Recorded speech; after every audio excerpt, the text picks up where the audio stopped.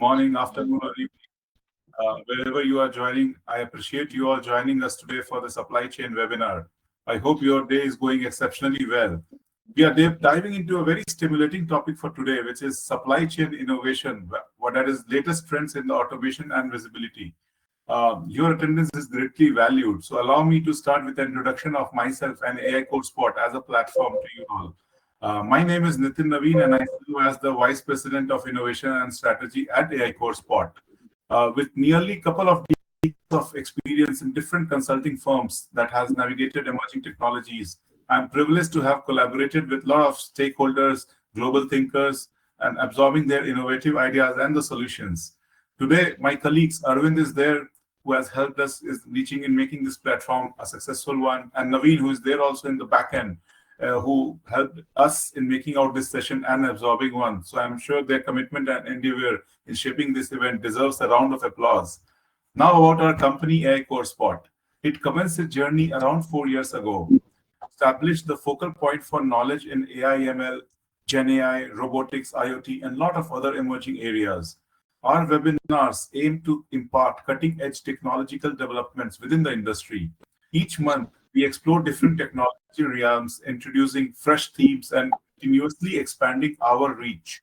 We aspire to cultivate the foremost AI-centric community globally, inviting like-minded individuals to join in our collective progression and knowledge sharing sessions. By conducting webinars and in-person events supported by industry insights, we anchor our learnings in trustworthy information provided by esteemed speakers, experts, all our valuable partners, which includes Infovision and Digit7 as well. We also curate content across digital mediums such as blogs, videos, podcasts, newsletters, which illuminate the rapidly changing landscape which is going on in the tech industry. Turning to today's webinar, for which all of you have come here for, we have got a compelling subject on the agenda: automation meets efficiency in next-gen logistics. Our speakers will delve into significant aspects such as innovation, automation, visibility, transparency, trends which is shaping up, and much more within the supply chain space. The expert panel is set to offer substantial insights with a lot of use cases and some enriching discussions, which I'm sure no one wants to miss out. So before we beginning with our webinar for today, we would like to thank all our community partners, sponsors, and speaker companies for their pivotal today, which includes Geodis, Logility, Crowley, and Infovision. Also, immense thanks to all our attendees for dedicating your time and energy for this event. Your engagement is crucial in reaching your objectives and networking with the peers. Our primary mission as a platform is facilitate access to valuable knowledge and fostering significant connections. End of the session, if you learn some innovative concepts or leverage new networks, consider it a great effort from our side. Now, it's a pleasure to introduce our distinguished speakers for today. So let me introduce them one by one. The first speaker for today is Paul Ware, who is Director of Operational Excellence for Packaging and Customization Services at Geodis. Our second speaker is Piet, who is Senior Vice President Solution Principal at Logility. Our third speaker is Mary Ann Coburn, who is Vice President of Technology at Crowley. And the fourth speaker and moderator is Jaydev Doshi, who is Director Retail at Infovision. Please note before we commence with our webinar, the opinions expressed by all the speakers are their personals and do not represent their associated organizations.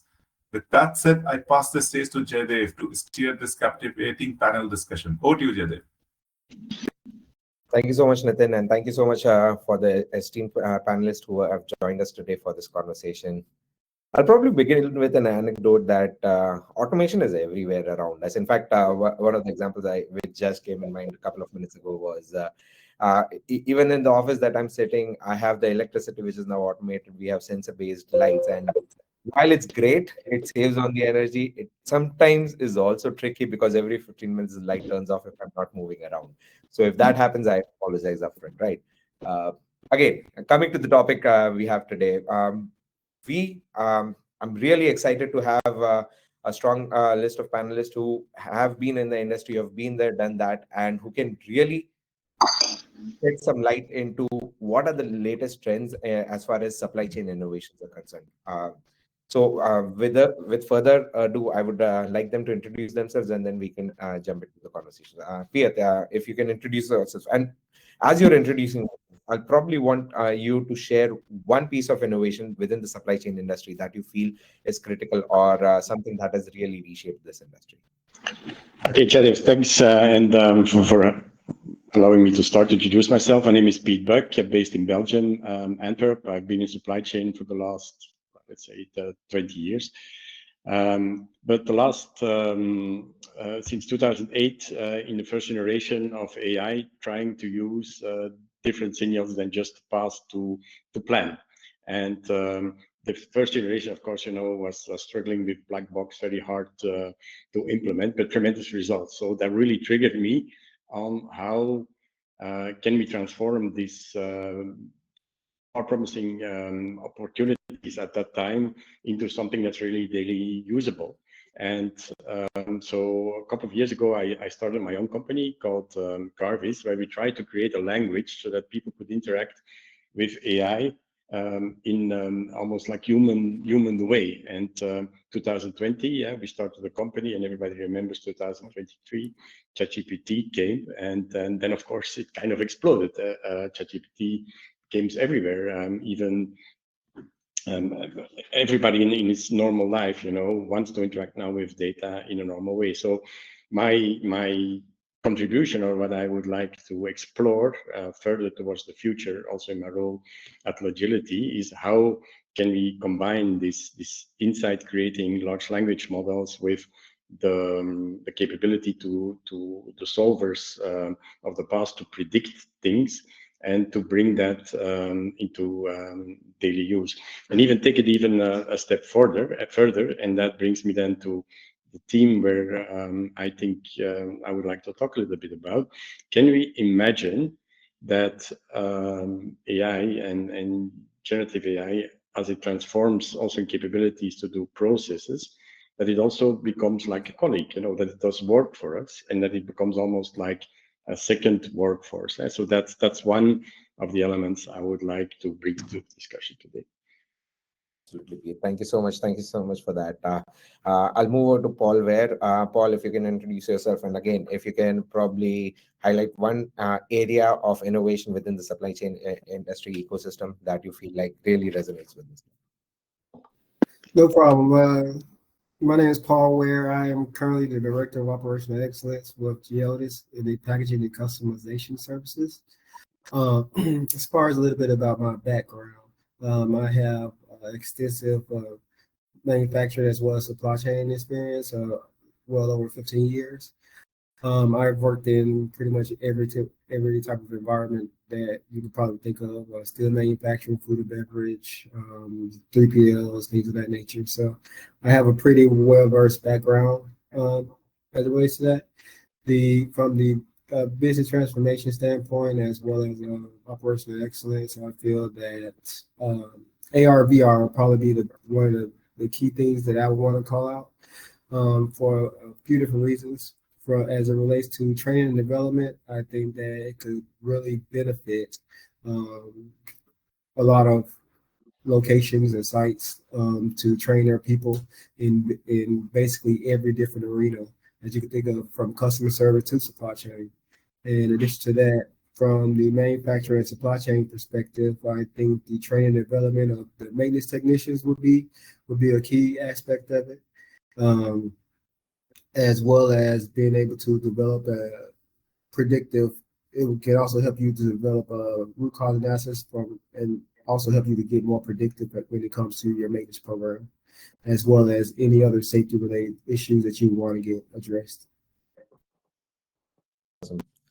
Thank you so much, Paul. And that absolutely is a very interesting topic within the supply chain ecosystem and overall the predictive maintenance of the equipment itself, right? Marianne, over to you. Same set of questions. If you can do a quick introduction and probably bring one topic that you feel will resonate for this session. You're literally to work. That's incredibly hard. But hello, everyone. I am Marianne Coburn, and I'm to you today from the beautiful state of Florida. I am the CEO and VP of Craft. A little bit about me. I grew up in New York City, I've always had a passion for driving innovation, solving the complex problems that can come to mind. My areas have been, believe it or not, agnostic to technology. I have background in finance, government, hospitality, training. So I like to think that I can leverage any kind of innovation throughout any kind of discipline. A little bit about found 1892. It's still a privately held, you-owned and operated for maritime energy solutions, and we are headquartered here in Jacksonville, Florida. We have 5 basic business units: logistics, shipping, tools, land transportation, and service. We have an ability to go a different disciplines in the supply chain, but those with our organization are trying to continue to take our data and maximize our within our shipping containers, and also how do we optimize a route planning for the fastest routes with the to be friendly. So there's a great topic. I really appreciate the time that I'm here, and I look forward to from panel. So thank you. Thanks, Marianne. Thanks so much. I guess there's some connectivity issues, but I really appreciate you taking the time out and at least sharing some details about Crowley as well, right? Now, jumping into the topic, before we really start the topic, supply chain, as I see it, is one of the oldest professions out there. Even before we had industrial revolutions that started, we still had the movement of goods and services that was critical to the growth of the human civilization, right? It goes back in the date where even before currencies were invented, we were still having barter system. Then people were moving goods and services across places. We had silk routes established to move goods and services between Europe and Asia. Having said that, supply chain also played a very critical role in any and every industrial revolution that has happened over the years. In fact, I had a LinkedIn post yesterday around the same, wherein I was trying to highlight how supply chain played a critical role all the way starting from Industrial Revolution 1, where machines were developed, but it still needed the support of supply chain to get the goods and services to the places that they were needed, to Industrial Revolution 5, which we are currently looking into with the advent of GenAI and a lot of solutions in that space, right? What I wanted to discuss to begin with this topic is the focus of today's conversation again is going to be innovation in supply chain, specifically from an automation and a visibility perspective. A few of the topics that we would like to cover as part of this session would be how does planning get impacted with all the advancements we've seen within this industry? How does automation come in? What is visibility? How does data, which is critical for all these 3 aspects, how is it relevant? What are the trends we are seeing in that space? And the sustainability aspects around it, right? So with that, wanted to start this topic, wanted to understand what industry trends are we seeing that are driving changes in the supply chain industry itself. We did allude to some of the topics during the introduction. Let's do a deep dive. Where do we see the trends as far as supply chain is concerned? What is driving this change? How are things being innovated? And I'll probably hand it over to Piet. You can start. Yes. Yeah, of course, I could fill the webinar just with this first answer, but I'll try to.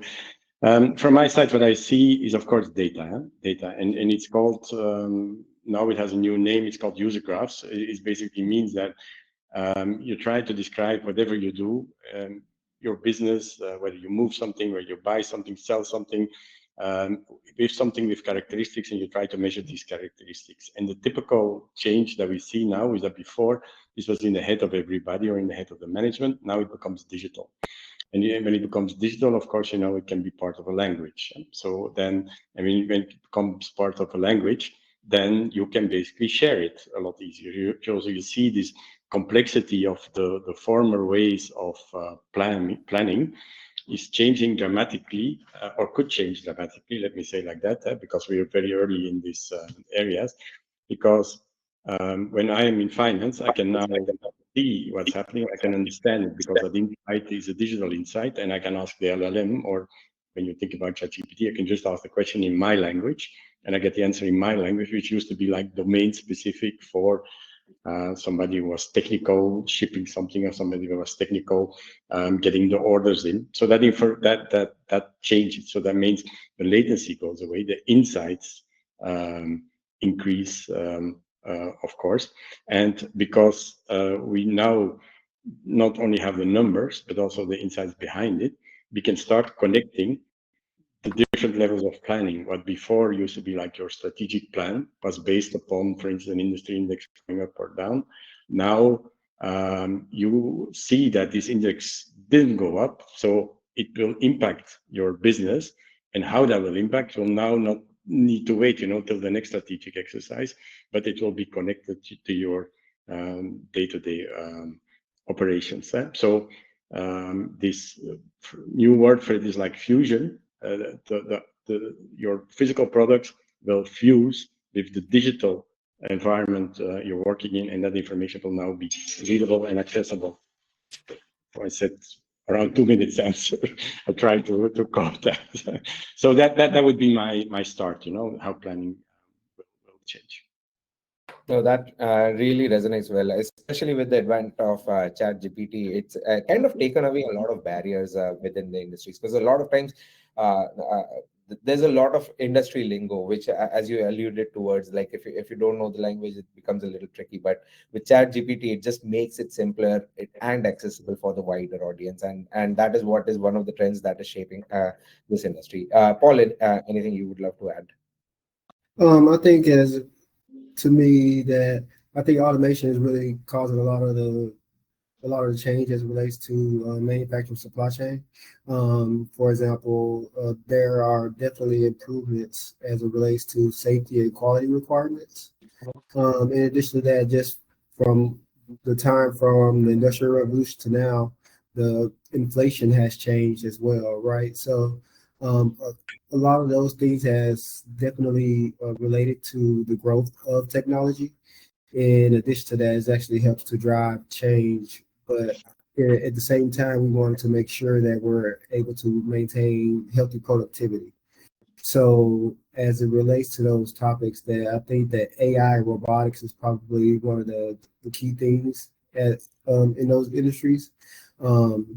Robotics is really helping to handle some of the repetitive day-to-day tasks that anybody could possibly do, or which will actually help to empower some of our individuals on the floor. In addition to that, AI helps as it relates to from a data perspective to analyze different multiple different sources, so that way we're able to improve things such as quality checks, predict failures, optimize schedules, as someone else alluded to, improve routing as it relates to things, demand forecasting, inventory planning, and things of those natures, which based on how the market trend goes, AI will help to allow you to do those, to adjust a lot faster than you would normally do. In addition to that, I think that AR VR is definitely another thing to call out, just due to the simple fact that when it comes to training and development, you would need AR VR so to help to simulate certain work environments, which coordinates with the digital twin aspect of it, which helps to, from a lean and operational excellence perspective, helps to improve that environment at your job, as well as in any type of organization structure. Thanks so much, Paul. Yeah, absolutely. With automations is critical when it comes to supply chain. It has helped accelerate the timelines that we used to see. I still remember back in the days, we I order something, I have to wait 7 days for that to be delivered to me. And now I order something, it might be at my doorstep within the next couple of hours, which is phenomenal. I'm like, I'm guessing as a end customer, I'm getting spoiled, but hey, that was the ultimate dream, right? To have the service that you can rely on. AR, VR really resonates with this industry, especially within the maintenance phase that you had highlighted earlier as well. So that's also a critical piece which we would love to cover in details during the session. But I'd like to jump over to Mary just to get her thoughts around this, and then we can probably go into the deeper conversations. Mary. Great. Thank you so much. And what really finds fascinating with what Paul said is AR is becoming a good tool. Also think about it. That's how we're training our mariners. So, I am on board with but innovative shipping and logistics is really coming through secondary automation. How can we continue to automate smart technology, not only in containers, but thinking about how we deliver our fuel Alaska, when, because there are some parts of Alaska that are remote, and thinking about how and when we need to go out to those remote areas to refuel, putting this on really great in our cost reduction efforts. And we're thinking about our environmental form as we begin to plan our routes. So Crowley is using AI and machine learning optimize our truck making and decision making through forecasting of the capabilities we take it. Time, this is important. We're able to predict and the best way efficiently the route that we need to take to deliver our containers. So we are at more reliable ways to bring on better uses that we can optimize the data that we're continuing to gather. So again, as a group, we will often adopt new efficiency by ROI. Great. Thanks so much, Mary, for that. And again, as each of our panelists alluded to, supply chain. As I was understanding through the different topics that we covered through this discussion, I realized supply chain as an entity, or for that matter, this particular conversation is a vast field. Like we can talk and talk and talk about it, and we'll still fall short to cover everything that we had, right? Like Paul started the conversation with the focus on how the latest industrial trends and the advancement in technologies is helping on the planning side of supply chain, how we are seeing innovations within the planning aspects of supply chain. Um, Paul alluded towards how supply chain is being optimized, leveraging automation, how AR, VR is playing a critical role, how automation from robotics, digital twin, IoT is helping the industry.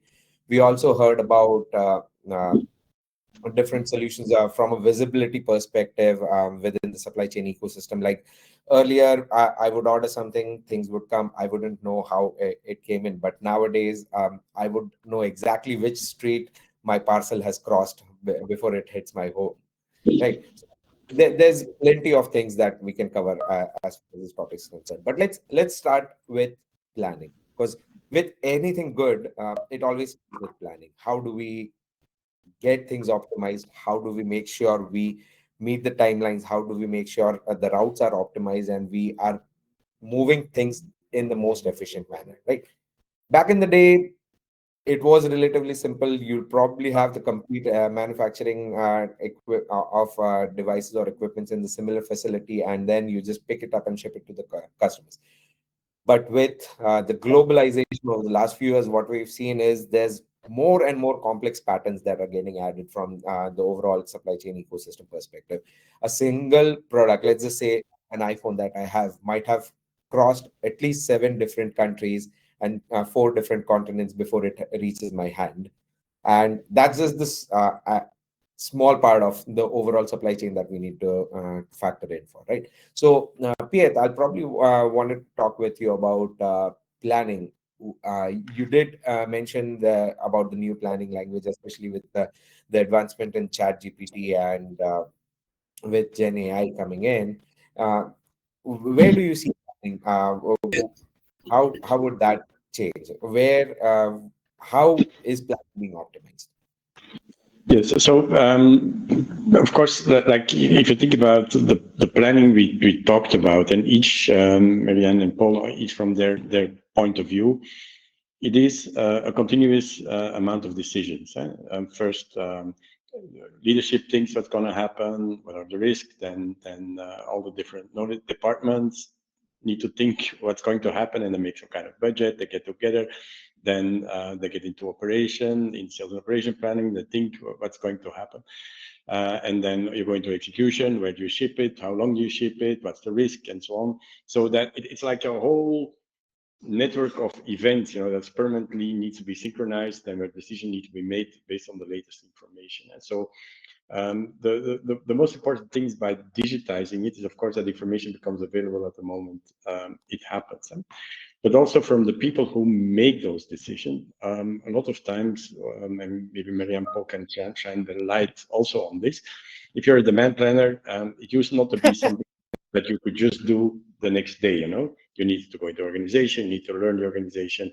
That's called learnings. And what we will see I think with AI and GenAI is that the access to those learnings will become a lot easier for people, because they will be supported by powerful algorithms and a path that exists. Think about GenAI, or the system learns from what you've told. So people in making those decisions. So that's one aspect of it. A second aspect of it is that the data available to make decisions. That also going to be increasing, or the risk on the decision that I take. But also, if there is less risk and more quality in the decision that you need less management to make decisions. And so there's kind of a contradiction, in the sense that the better you're at your job and the more information you have, management should only occupy themselves with the complex things. What strategic something changes, then and that I think will be a big change. I also think that kind of capabilities will be more readily available and cheaper, easier to work in. So in that sense, it will not be a real competitive advantage anymore, to have AI. I think it's you will be able to focus more on your core capabilities. And do I deliver service? Do I am friendly to my customers? Do I have better products than my competition? Because these supply chain handling will be helped, by systems. That's a bit a first answer to that. Yeah. Oh, that really resonates well. In fact, I like what you called it out there, that with the advancements in Gen AI and the readily availability of it, it'll become a level playing field. So it's something that's similar to computers as well. Back when computers started, they were these niche machines that are only available to the elite organizations, and they can leverage the power of it. But as it became more and more easily available, as it got democratized, now we see laptops on every desk, and it just helped everyone grow together, right? That's the same trend I'm seeing with Gen AI as well. Like, while initially there would be early adopters, as it becomes more democratized, as more and more people start adopting it, it makes it a level playing field. And then the only value add is how you differentiate yourself, or what part of your business. Yeah, what am I best in? What do I want to bring to my customers? That's going to be like the real differentiators, I think, in the end. 100%, 100%. Marianne, if you would like to add something to this. Sure, I'd love to. And again, thinking about demand forecasting and looking at our historical data, and we go back with and collaborate with our strategy team and looking at market trends, and how do we really know that our demand planning and our forecasting is on point to understand that what can a natural disaster. Obviously, being in land and being at sea through our ports, we always try to look back at weather patterns and thinking about, should there be a hurricane or a natural disaster, how do we correct and get our ships out of harm's way? So we are always looking at predictability along with it. And honestly, like everybody knows, it's all about data and crunching the data and looking at real-time opportunities. I think both Paul and Piet hit on something, which is risk management. So it's always thinking about those potential disruptors within the organizations. Like I said, geopolitical events. Let's go there. There could be things happening that could disrupt our supply chain. So again, risk management is always on the top of my thought process on how to do that. So I'm excited to see how we continue to automate and take action around contingency planning. Can I just add something to that, Marianne? I really agree with you that risk, like business as usual, you will be held by system. But risk management is like basically the thing management should look at, and see what but I also would call it opportunity management, because a risk can also be an opportunity. Maybe you can ship more to because you are spared from something, or you have a shipping lane that's not impacted or something. Can you maybe give your view on that also? I'm sorry. On opportunities. Unfortunately, on my side.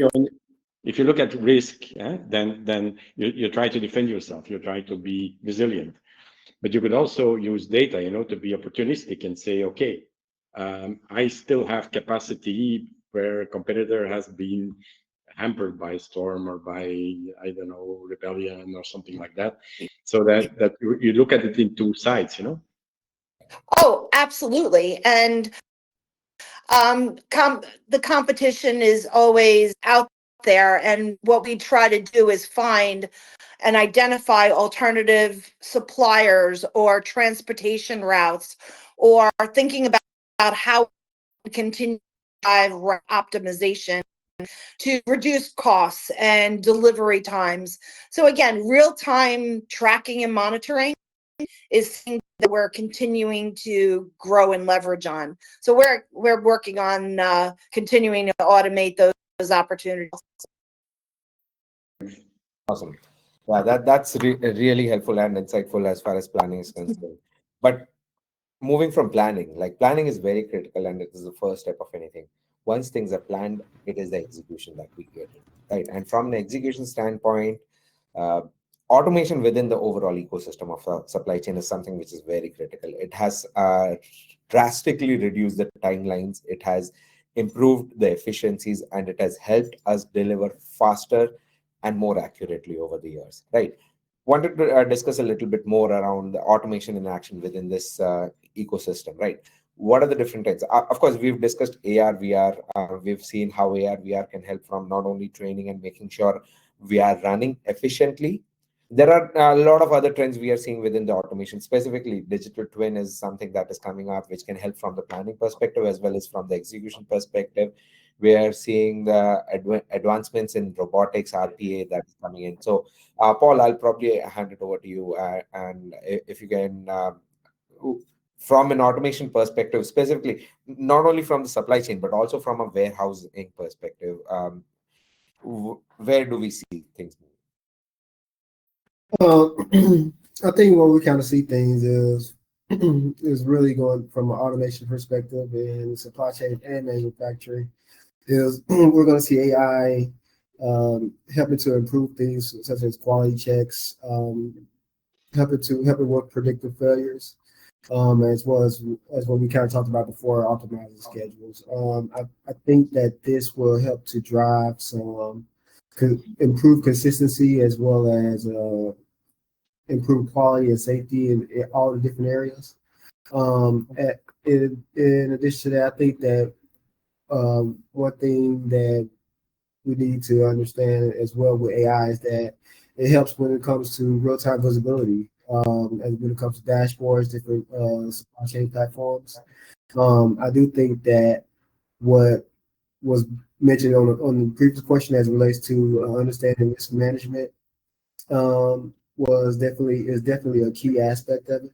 But also, I think we need to make sure that we all understand how not just the risk management aspect of it, but we have to truly get buy-in from a lot of the people on the floor, because without getting their buy-in on it, then a lot of this technology won't be successful. So we have a lot of the data, but we got to make sure we're able to get everybody's buy-in on how it's going to make their life better. That's a very great point you've called out, especially from a buying perspective, because a lot of times we see these trends in the industry, and we uh, as a leadership or as a management, we are kind of trying to understand whether it really resonates with our sector, or whether it's something that's a fade, and it might not be. We might make the investments but not truly see the output that we are expecting from it, right? This has been a conversation on a lot of C boards, especially with Gen AI coming in, because everyone's trying to figure out what does Gen AI bring to my industry, how do I utilize it, whether it really brings the value that everyone is looking at, right? So from a decisioning perspective, what goes into it, from a technology adoption or from an automation piece adoption, how can this be facilitated? I think that as the typical process, as it relates to things from my experience as well, understanding what will be the financial benefit of it, right? So understanding what the ROI will be. Once we have that understanding of it, just getting, you know, everybody's buy-in from a leadership perspective, get their alignment. I already mentioned the hourly employees, as well as make sure we can clear any resistance from that. I think we also need to make sure we have a good roadmap as it relates to being able to come up with some of these ideas and how it's going to actually play into the strategic plan for the business. And with everything we kind of talked about, I mean, just change management, being able to manage the change across the board. I think that's a very key aspect of it, because change management is very critical with not just changing the process, but just the technology itself and how we're going to maintain it. Absolutely. Thanks, Paul. Piet, anything you would like to add here? Or? Yeah, I think nicely. And of course, the way is how do you mitigate this? And so the things that I feel is that, of course, like you said, leadership is extremely important, that they have a buy-in, but also that you don't start too big, that you start with nuggets of elements, where you take sub-processes and make sure there's a lot of added value. There is a lot of job description also, because just think about planning. Before, planners could be rated or be paid, on accuracy. Now AI is making the accuracy. The planners don't feel, they're in control of this. So maybe then the driver should be how many additional data did you bring in? Make sure, that all the data was available for the AI to make the decision. But the thing of GenAI, it brings and technology, so that means that kind of us what you can do, because you can ask any question to GenAI or any. So it's very important, like I said, that you can start building small and then building on it, so that people have the time, to adapt and to see. And at the same time, evaluate remuneration and key performance indicators. That's how I would look at it. Absolutely, yeah, that really resonates. You start small, you vet it out whether it really is bringing the value, and then you grow and scale it up accordingly, right? May I jump in for 1 second? Please, absolutely. Yeah, great, because this is a great conversation, and let's circle it back to the first part of your question was around warehouse and workflow. Obviously, we are moving things, but have warehouses where we keep supplies for our trucks and our vessels. So thinking about that, we are using a lot of RPA to do our data entry, our order processing, and our invoicing to our customers. So don't forget about. So everybody wants to be cutting edge, but what we're doing also is leveraging existing technology and going back and seeing how we continuously improve. Into autonomous vehicles yet, which I would love to start getting involved in, but we're not there yet. But using our RPA and API powered predictive maintenance, that allows us to think about how we can be proactive and reduce downtime if we are missing a product or a part for one of our vessels. So again, I know everybody likes to be forward facing, but every once in a while, go back into your toolbox of toys, pick something out, see what you got. That was just my way of thinking about the past. No, thank you. Yeah, that really makes sense. I actually have an audience question around the same topic as we were discussing, and I'd like to bring it up. Essentially, automation is often seen as the silver bullet in supply chain transformation, right? But where do we see it falling short, and why? With so many tools available, how should organization prioritize what to automate first, and what's the biggest myth you think the companies still believe about automation today? So, just to rephrase the question that I just spoke, we want to understand, while automation may be the silver bullet and it helps us in a lot of way, where do we see it still falling short, and we still need the human element around it? And again, with so many I could tools. jump in on that one. And it's all about data. Without good data, you're not going to be able to move forward. And I know everyone, it's like garbage in, garbage out. That's where you always have to understand everything is input to predictnosis or thinking about how you're going to automate a process. But go back to basics, especially when you're thinking about not the silver bullet. Make sure that you have the right people in the room to help you make decisions, and then data to move it forward. And that's where I've learned, and the company has learned, rely on the smart minds in the room. So I'm going to pass it off to Paul or someone else to their opinion. Yeah, absolutely. If you'd like. I think that well, let me just jump in. Yeah, I definitely agree with you as it relates to the data. I think that's one of the key aspects of things what holds people back from any type of improvements. And I already kind of mentioned previously as it relates to the employee buy-in. I think is another key thing that we need to make sure that we're able to discuss as well. I think outside of those obvious choices, I'll probably say the initial costs because of the system integration that may be required because of the old legacy system that people are typically using. When they're using something that's from 40 years ago and they're trying to go in from that to AI, that cost can be pretty high up front. So I think that's another thing that could possibly be a barrier that could prevent any type of change. Mm-hmm. I have a bit not contradictory. Yeah, it's not either. It's not within AI towards the human, like at all. But I do believe that in the new vision that we have in AI, the access to data becomes a lot easier. And before we needed what's so-called the schema on the right. That means all the data had to be perfect before they could be used by the neighboring system. Now we can think of different formats that data can be a lot easier also with the help of what we call data wrangling can be made available.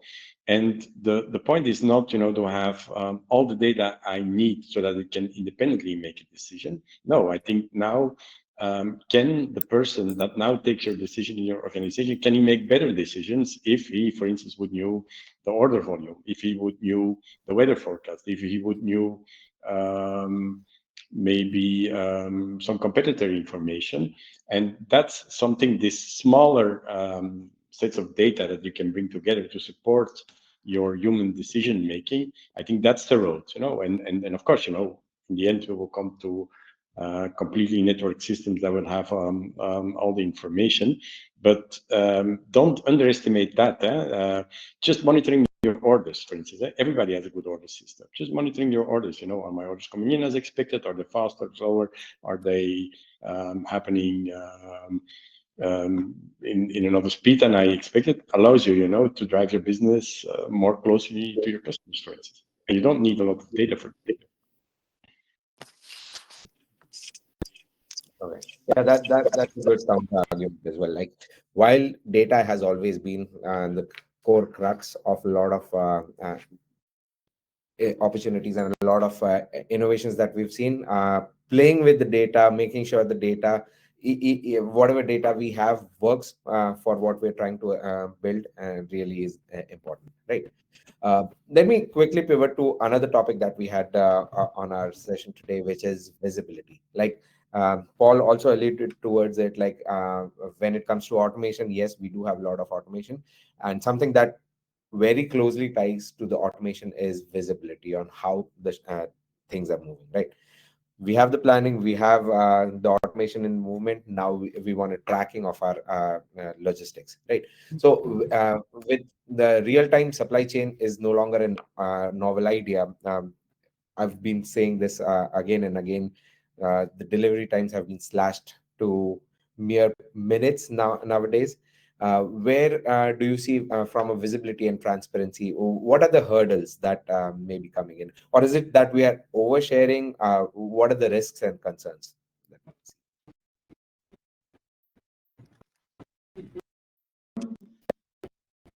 Okay, maybe I can start something as a discussion, if that's okay, very shortly. I think the sharing of information will change of nature, and I will want to use the example of Tesla as is the first who redefined a car basically as a data center. It gathers data where it's driving, it gathers data on its environment, where it is, what it does. So the notion of data in use. So how does my user basically experience maybe my logistics, the use of my package, what does it say about him? And that will be like a redesign, I think, towards the future, that we have not just area specific, like did he get it in time, but also was he happy when he got it, or is he or is it related to something else that's happening in his environment? So I just want to put that on the table to see how you think about that also. Well, we could even think of something that everybody would probably resonate with. Think about the Apple tags in your luggage. That's a GPS tracker. That's how we know. Some people might want to put it on their kids, who knows? But those are IoT devices, and that's what real-time information is coming back to. So think about something as simple as an Apple tag. So again, being able to have real-time response data will help you make real-time decisions also. Yes, but the interesting thing is also that you could think about it, okay, where's my suitcase? But also that Apple knows where you're traveling, and why you're traveling. Yeah. And I think that dimension, that things become sensors, for who we are, what we like, what we do, that's the... Lies the dilemma. How much is too much? Yes. So, and of course, does it help us, or does it make us vulnerable? That's another whole topic in itself. No, exactly. But that's what I mean with user graph. Yeah, your car tells you where you're going. If you use Waze, it tells you where you shop. Where you buy, where you eat. It's Yeah. In addition to that, I mean, you can look at your Google Maps, and also you can track and train your timelines on how often you travel, where have you been, how often you go to the same location. Just you can actually look at that information on Google Maps. So that's another example. That's something that's simple that everybody can relate to, and they can, how often are you using your GPS from a time perspective? You can see all of that information and understand how those trends are, and that's a good example of some real time visibility. Yeah. Absolutely. Yeah, yes. So while it is critical and it really adds value, we do have to be cognizant of the guardrails that we need to establish around a lot of visibility trends, right? Now, there's another audience question which I feel like is apt at this conversation. Again, we're talking a lot of innovation, a lot of new trends within the industry. We've talked about how it impacts planning, how it impacts automation, from warehousing, from digital twin, from AR, VR, from visibility as well, tracking and tracing of our supplies, right? When it comes to innovation, nobody innovates in a vacuum, right? So how do you see companies work better across teams, departments, or bringing in partners to drive innovation? The question that I had from the audience, which is very similar to what I just mentioned, is what role do you partners play in the success of automation and visibility initiatives? How do you ensure alignment between the suppliers, vendors, and your team? So this is more to do with the execution, like whatever initiatives we pick up from automation, visibility, or planning. How does this entire ecosystem work from an innovation perspective? Marianne, I'd probably start with you. Yeah. So, believe it or not, we do sit down and create use cases with our suppliers and our vendors. We want to know how we can make things better for them. It could be real-time invoicing that they can log in and see, or see where their container is. So I am a big proponent of visibility. So we will sit down and create a blueprint of projects that they want to see enhancements on. So I find it very important to hear the voice of your customers, and the customer can be a team that they need to do something different. Our vendors, partnering with all our vendors on how do we do better time clocking and clocking with our mariners. So for me, it's really important to always have a partnership, and believe it or not, leadership embraces that and they don't shy away from it. Absolutely. Thanks, Marianne, for that. Paul, if you would like to add something. Yeah, I think what she said actually kind of echoes a lot of what I was thinking. To be completely honest, I think in addition to that, just as I kind of mentioned before, um, understanding the cost benefit as well as the effort and impact that it will relate to to your organization. And what I mean by that is when we have a good, clear, defined roadmap on where we are, where do we want to see ourselves in the future, then we're able to identify certain different steps on what it would take to get there. If you know that you always have this consistent issue on every day, every year, every month, then you know that there might be an opportunity for an improvement there from an automation standpoint. I think the talking to your vendors, as she mentioned previously, is definitely a great way to go to understand what's happening, what are the issues they're running into, and so that way you can foster a partnership to figure out how we can all work together to eliminate these problems. From even as we kind of talk about different technologies as it relates to things, digital twins, for example, they're able to help from a real time perspective to identify, okay, when we're doing certain things, if this error occurs, then we can actually figure out how to resolve those a lot faster. So things like that is things that we should probably definitely be looking at. Thank you for your notes on that. Looking at the time, we're close to the tail end of our conversation from the time boxing perspective.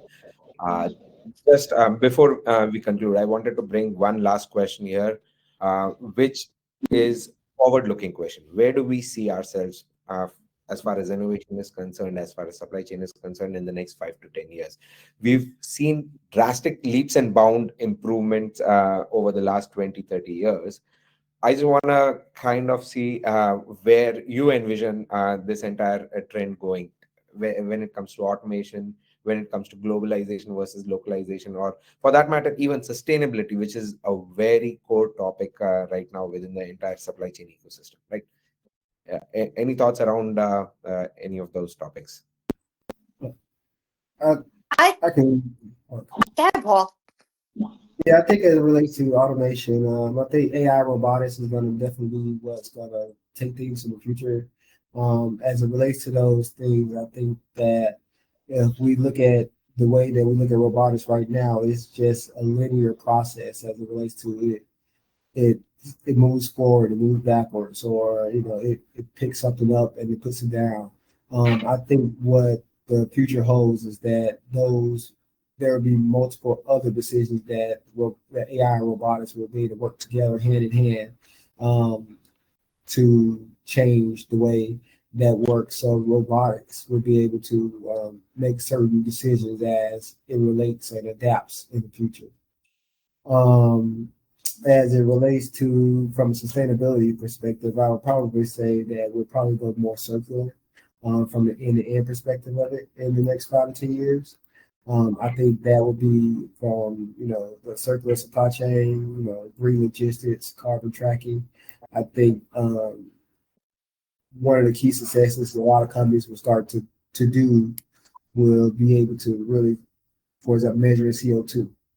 I think that'll be one of the key aspects as it relates to that. I think also understanding the trend as it relates to from a globalization standpoint, understanding different trends as it relates to costs of different areas and how sourcing materials and even creating different organizations in certain areas and how that can help to reduce costs for the company.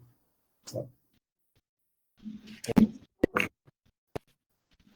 It's a great forward-thinking question, and it's super relevant for where we are with AI and the systems that want to think about continuing to augment and transform. Take a different spin on us and say we have to make high-stakes decisions on demand planning, fraud detection, dynamic pricing, and have to also think about data security and our private. So thinking about that, do we think that there's still going to have to be some level of human intervention to help make better decisions in the future? I do. I think so. I'm curious what everybody else thinks. Yeah. So let me pick up there. I totally agree with you. I think the human. I think one of the founders of OpenAI says, one of the paradox effect of AI is that a lot of operations will be humanized because the technical parts of it will be automated, and will be part. But the core things, how do you define your customer relationships, and these elements will be rehumanized because that's where you're strong at, and you will focus on. I do believe, AI is going to be unstoppable in the sense that it just takes away so many administration things. That's where it's going to start. Making reports, helping to prep for meetings, and then slowly moving into processes, slowly moving into helping to prep you permanent and at a very higher cadence of what's happening in the outside world and bringing that into your organization, but also giving you also more like an exoskeleton, they call that, the capability to deal with a lot more information at the moment it happens. But the core of the business will remain with the humans. That's what I really believe 5 years from now. And even more because you'll have time now, to care about your customer and to design new products and to do things better. That's what I think. Great. Absolutely. Thank you so much. Thank you so much for all the insights. Thank you so much for the wonderful conversation we had today. Uh, I really loved all the insights, especially on the planning, the automation, the visibility pieces of it. We did discuss a lot of latest trends in the industry. And from the looking perspective, I totally agree with all my panelists that while we continue seeing the automation and the evolution of AI, Gen AI, and robotics in this field, the human element would still play a critical role. And at some point, we'll probably pivot and start identifying what is it that makes us different, and how we bring value to this entire ecosystem, right? So, and those are some great thoughts, and I feel like even if we have 4 hours, it will still be short because of the different number of topics that we can cover within this particular system itself. But I really appreciate all your time and effort, and especially insights on the different areas, right? And I would like to thank AI CoreSpot as well for giving us this opportunity to convey this session and have this conversation. I'll hand it over to you, Nitin, and for the concluding remarks. Thank you, Jaydev. Thanks for being a lovely moderator for this webinar. And thanks to all the speakers for today. We have Piet, Paul, Mary. So thanks a lot for coming together and showing your knowledge, showing your things, what you are doing in your particular area. And I'm sure all the attendees who attended today's forum are truly engaged with what the speakers' thought process is. We are sure that the way we went into all the minute details and discussed the use cases throughout the webinar, we deep dived in technological advancements in supply chain industry. It has given a lot of knowledge enrichment and thought process to take back and put the same in practice into the areas which we are or want to work for. Just to let you know, our event, today's event was live on LinkedIn. And if you missed any part of today's session and want to revisit it, today's event will be available on our company's YouTube page for your convenience. So go and give your liking for the same. Exciting technological advancements are on the horizon as well, and we are thrilled to explore more in this year. Looking ahead, we have a diverse lineup this year focusing on sectors such as banking, financial, insurance, telecom, retail, supply chain, healthcare, manufacturing, and much more. So stay connected with us for this continuous learning. For more technological updates, visit our website and social media channels. As I said, we'll be sharing a wealth of knowledge, including details, announcement for upcoming events, and much more, which will aid you in getting the registration done. We look forward for your support. Please like and share our content on social media. It gives a lot of support to us. A heartfelt thanks to InfoVision, who is our knowledge and innovation partner, and Digit 7, who is our technology partner. Explore their website, which is infovision.com, to delve deeper into technological advancements. We thoroughly enjoyed bringing this session to you as a platform and hope you found it as enjoyable as we did. Eagerly anticipate more sessions with you in the near future. Take care. Have a great day and year ahead. Thank you. Thank you.